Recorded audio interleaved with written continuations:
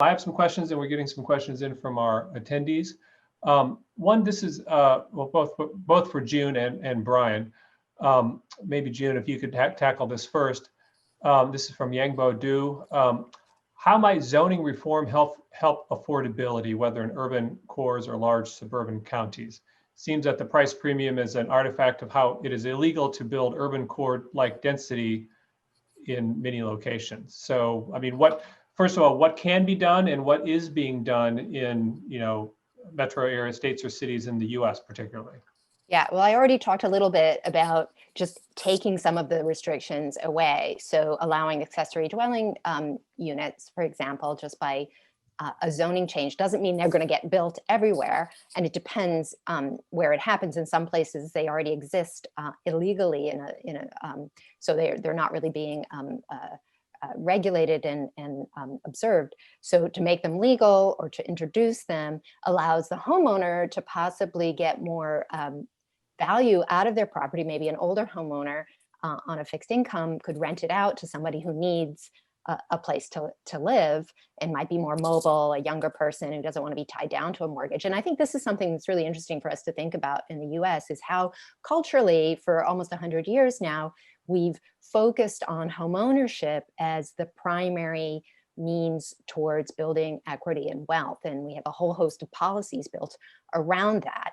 Whereas there may be very valid reasons for people at various income levels to choose not to be homeowners at various times of their lives. And we are seeing more rental properties, not only apartments, but rental houses in certain metropolitan areas. It's an artifact of the last Great Recession in Atlanta and some other places. And it's not quite clear yet whether that's going to be kind of an exploitive thing for the people who bought up all of this property and manage them, or whether it's going to be something that actually is seen as quite desirable.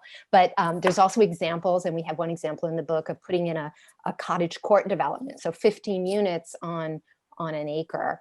And it's designed in such a way around a central green and with cottages that through design are designed that they aren't out of place with the single family detached houses that flank them on either side, as opposed to an out of place looking kind of 3-story double loaded corridor apartment building. So design can be very effective in this.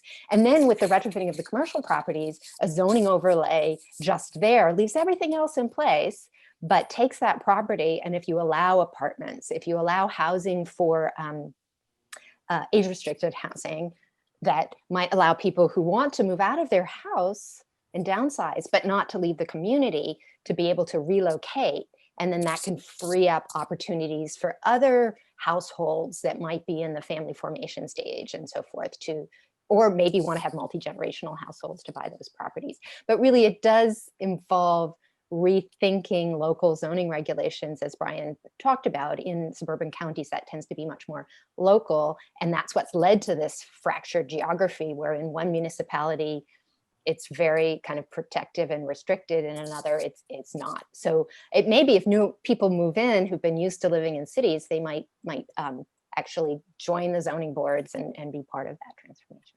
Yeah, I'll add to that, June. That was really good. I think that Rick pointed out some of the demographic changes that are happening to the suburbs, and the culture that created Levittown doesn't exist anymore. And so many people are aging out of their homes, but they want to stay in the communities they live in. They want to be part of that town. And whether they're the teenager who wants to stay or the senior who doesn't want to mow the lawn and have to shovel the snow, we're looking for ways of adapting the existing communities to add different lifestyle choices and home groups into our suburban communities.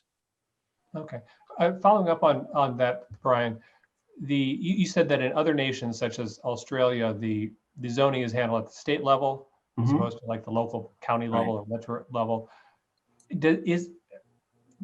How different is it in the United States? I mean, are there some places in the US where zoning is taken on the metro-wide or the statewide level, or is everybody local here? No, it's interesting. It's actually there's a movement at this very moment in a couple places, particularly Massachusetts, where their 40B legislation, and Connecticut has also passed some laws where if a community is so exclusive and not providing affordable housing, there's now an avenue one can take to completely circumvent local zoning and go straight to the state.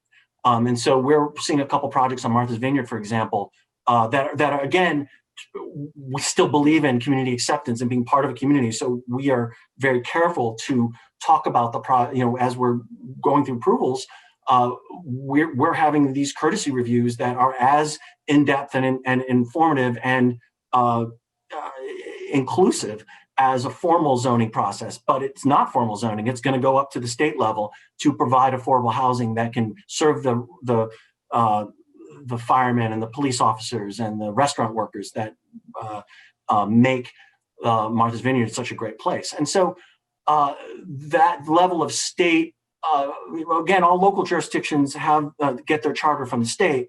So in the end, the state can withdraw or adjust the how local jurisdictions do their work. On the other side, in Texas, we're seeing places where they're not allowing local jurisdictions authorities they once had. So the idea, you're no longer allowed to have architectural review in local jurisdictions. And this is something the suburban Houston areas fought for, that the suburban Dallas areas weren't exactly excited about getting approved. And they're finding other avenues of having those controls in place, often privatized town architects and such.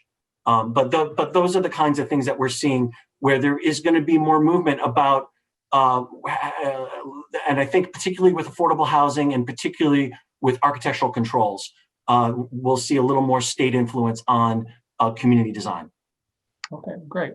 So as I mentioned, if you'd like to ask a question, raise your Zoom hand and we'll turn the microphone over to you. Our first question will come from Amanda Hurley, who is from Bloomberg Business.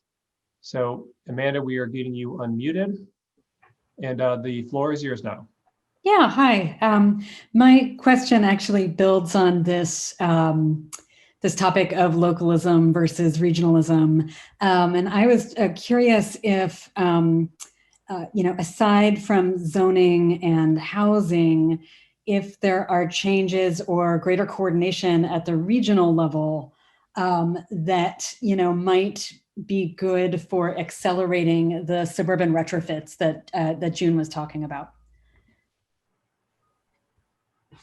Well, Brian, you might know more about this, but I think some of the ways we might be seeing this in a state like New Jersey, where there at least have been efforts to have a kind of national bank of transfer of development rights.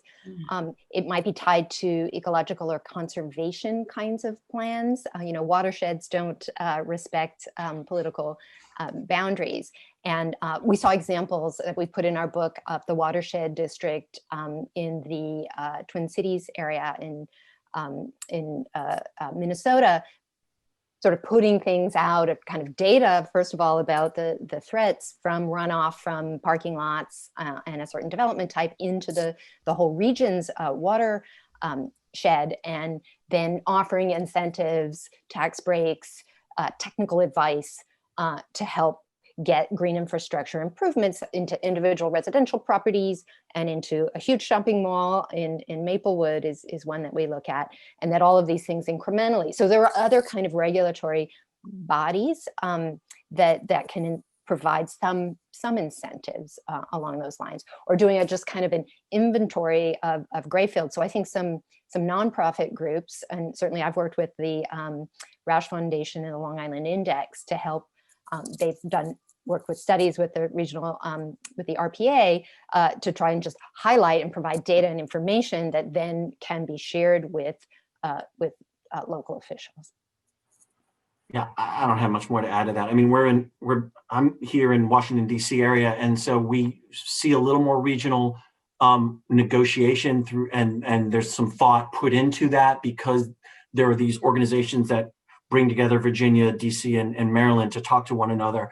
And there's less of that actually in New York for some strange reason. And it's a little more competitive. But then the ones that are within states like California with the Bay Area, I think that, those jurisdictions do, particularly in the Bay, the Bay jurisdictions do get together and talk about issues that are of interest to all the parties there. But it's a lot slower going here than it is in a place like Australia, where it's top down. I think what's also interesting are some other kinds of landowners that are regional in infrastructure. So whether it's a transit authority that actually owns a lot of parking lots that are distributed throughout, if they make a policy change or some sort of decision about managing that whole system of properties, it can have impacts broader than the local authority. So that's another example. Or the public health, I think, is a great avenue. There's good data, it's very expensive, studies can be done, incentives can be provided for remaking things, or when investments going in to redo a street, add the bike lanes, do the sidewalks, and so on. Yeah, the climate change is the one in the States that's starting to have an influence. We work in Istanbul, and one of the big challenges there is that they have these beautiful inner city cores of Istanbul where there's lots of dense buildings that are just not built for earthquake codes, and they know it, and they're at threat, and they're trying to come up with mechanisms to wholesale replace these neighborhoods with safer buildings, provide housing for the people that are there, and find a way to develop it using an economic model. And it's very challenging. We're on a couple projects there that are trying to do that. And they're slow, even with the heavy hand of the government, it's still extremely slow going. And so these are challenges. And in our case, it takes a Sandy to bring people together. And it's hard, but we learn from these big traumas. Okay, so now let's go to, I have a question from Paul Dinsdale, who is a reporter, freelance writer in London.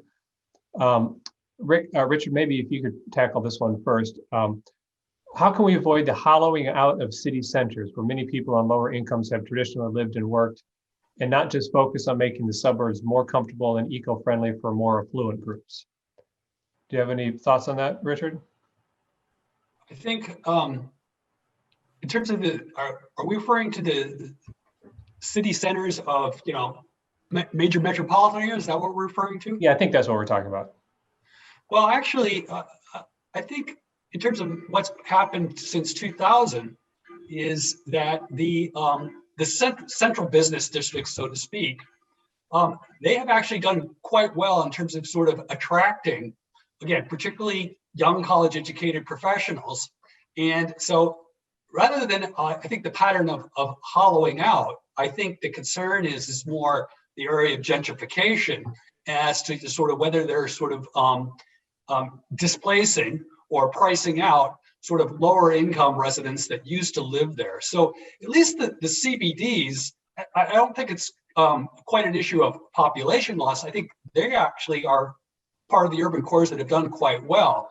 And I think part of the reason that I mentioned that, and we see this in my metropolitan area, Washington, D.C., part of what's going on is that as the professionals have basically moved into the city centers and made housing more expensive, again, those inner ring suburbs, I mentioned that, again, increasingly part of the poverty population, low income households, some of that is basically moving out into the inner ring suburbs. So I think population wise, that's what's going on. Can I add a little bit to that too? I think it's certainly in Northern America, for our thesis of suburban form, a lot of it is found in center cities. So you have shopping malls, low density things that are in cities like Phoenix, Denver, Atlanta. And those are sites that actually could be retrofitted in a way that provides more housing that could be affordable housing. And I think what needs to happen in these cases, and we queue up some examples where this is happening, is that the new redevelopment that might bring in new uses and investment allows for and replaces some demolished housing, maybe garden apartment complexes that were built in the 1940s and 50s with an older, lower income population of color, and that they have a right to return or stay and be housed in the new retrofits that also have more new market rate housing and other businesses as well. Yeah, and I'll just add that while I agree with what Rick said about the hyper-urban places, what we're seeing, third-tier cities and old courthouse downtowns in Texas and Iowa, those places are still looking to re-energize, and there's a lot of strategies in June's book, I talk about incremental buildings that can refit and fill in. And there's a lot of interesting data management going on. Like, what does it take to support a coffee shop and a restaurant? We're now knowing that there's a lot of the big data kind of analysis of how many houses and what we can build to make our downtowns thrive again. I mean, it used to be that a 600 square foot apartment had 5 or 6 people in it, and today that's a one person, one bedroom unit. So what we're learning, and we're coming to those analysis, and from both directions. There's the city of Boston and Pittsburgh have consultants that are looking at how do we have this great neighborhood over here where the property values are strong and it's thriving, and this neighborhood isn't it, and what can we do to add to that neighborhood to make it thriving, get that supermarket, get that coffee shop, and the values go up, and they're understanding this now. Did you just mention Ottumwa, Iowa? I did. Oh, I know Ottumwa very well. I'm actually in Iowa right now, and I actually know Ottumwa. What, or you guys did a project in Ottumwa? There's a famous Louis Sullivan building in Ottumwa, so it just comes to mind when I think of great communities, because it shows of a high level of there was a high culture there at one point, and it, it's not a university town. There's other things that brought that there. Another place that comes to mind is Bartlesville, Oklahoma, where Phillips 66 used to be based there, and they're not there anymore. There's a little base there now, and what brings strength to these communities where that anchor business or businesses are not there anymore, but they have that great core that can be re-energized and bring and strength to the community. Okay, so we have a question now from Benjamin. I'll turn the floor over to you, Benjamin. As a reminder, is from representing the Association of Foreign Press Correspondents in the United States. Benjamin?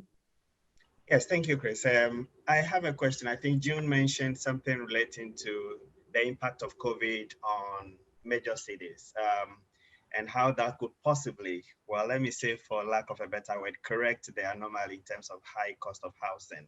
I'm wondering if there are any ways you think with the impact of COVID would also be a kind of opportunity to correct whatever anomalies might exist in terms of inflating prices on housing and other things in the major cities.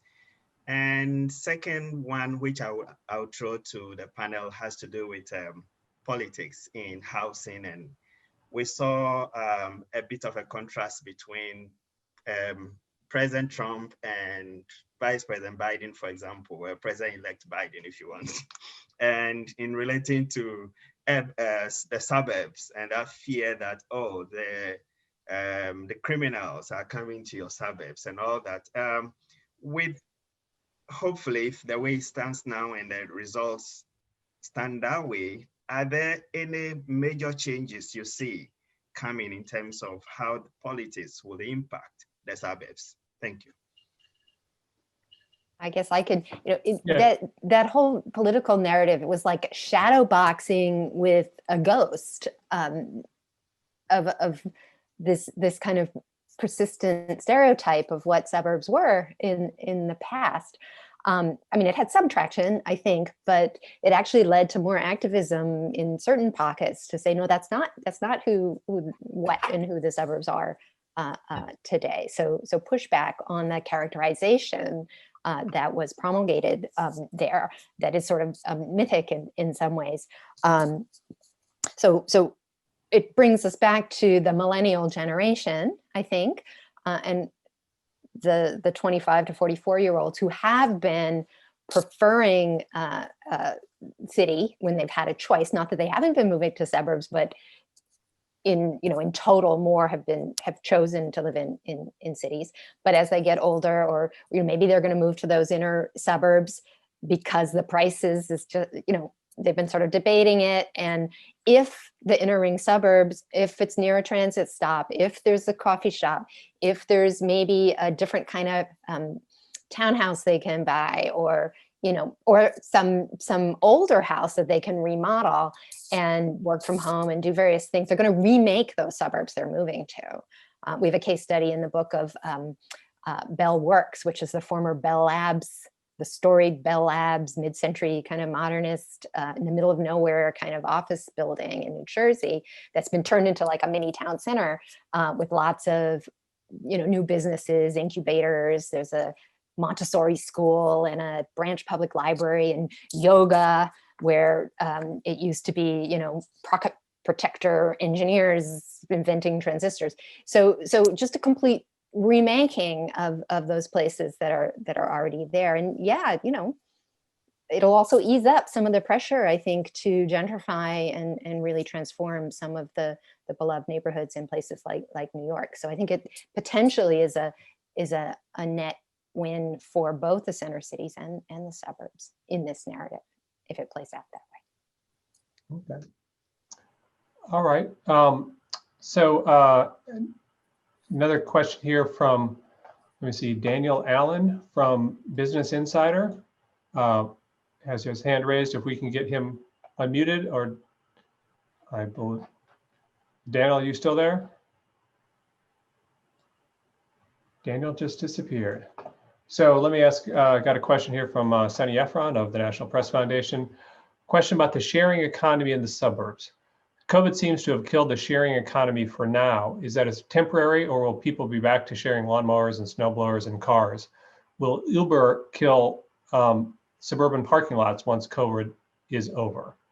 Or was the sharing economy overhyped? Anybody have thoughts on that? Richard. Yeah, the clearest example to me when I sort of think about the sharing economy is, again, to return it back to housing. And you and my colleagues have done a lot of work on multi-generational households. That's multiple generations basically sharing the same dwelling. And our basic finding is that since 1980, it's been on the rise in the US. 1980, about 12% of Americans were in a multi-generational household. Now, as of 2016, it's up to about 20%. And I don't have any insights. We don't have any insights yet, because we don't have 2020 data on what the pandemic has done to the propensity to live in a multi-generational household. I would sort of point out, though, that one of the factors that has driven multi-generational living is the growing racial and ethnic diversification of the US population. Asian Americans and Hispanic Americans and African Americans are more likely than whites to live in multi-generational households. And whether it's the Census Bureau or the Pew Research Center, most demographic projections suggest that continued racial and ethnic diversification of the US population out to at least 2050, again, partly reflecting that immigration is an important driver of US population growth now. And so I don't know if the trend for multi-generational living is going to continue to rise, but one of the sort of the fundamental demographic underpinnings of it, changing racial and ethnic composition, seems to me that would suggest that there's at least a demographic basis for expecting more shared living, at least in the form of multi-generational families. Okay. I would just add to that, what we're seeing right now in the context of COVID are people forming pods, learning pods. So kids who are all sort of in the same little subgroup in a school. So you have that kind of cooperative arrangements that might be being made among families in suburbs who live on the same street or the same neighborhood. And we'll see how that actually plays out in ways that might be divorced from the kind of Silicon Valley startup economy that's been driving certain visions of sharing through, app, as opposed to things that might be more local and cooperative. And so we are running short on time. We just have a couple more questions here. I want to ask something, I guess, to all three of you. I think might have something to contribute on this. And this is a discussion about the evil automobile. I guess for Richard, I mean, will people give up their automobile if they have, if the suburbs are configured in a way that they're able to? And June, will suburbs be configured in a way that people can get rid of their automobile, or at least their second automobile, or their third or their fourth?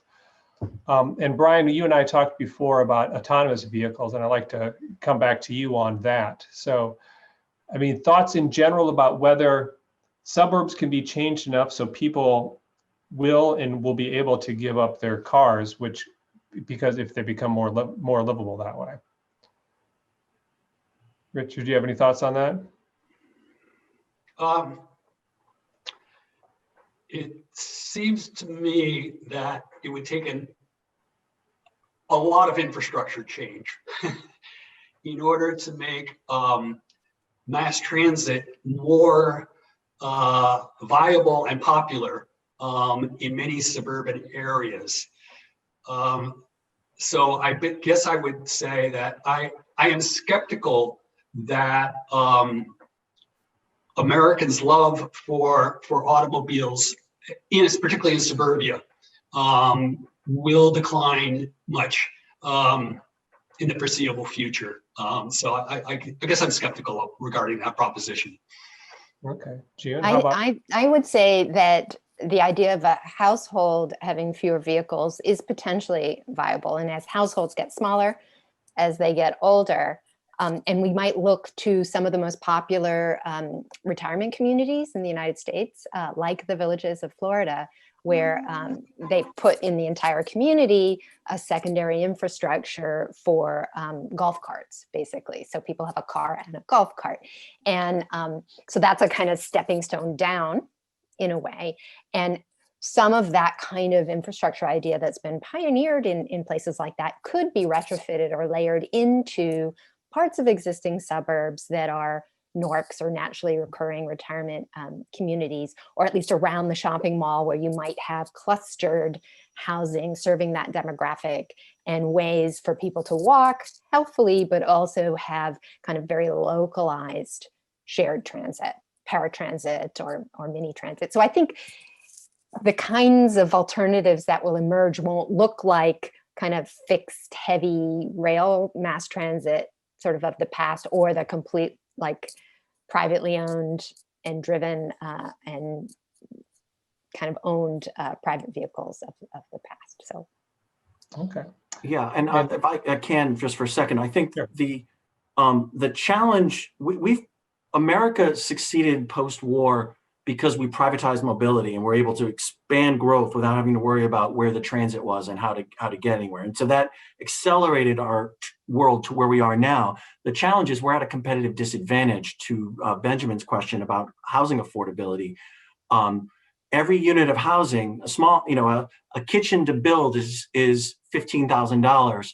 A bathroom is $7,000. If you're structuring parking, that's $25,000 to $30,000 a space. And so if you have two spaces you're requiring for every housing unit, the most expensive part of that housing unit is the two parking spaces at $60,000.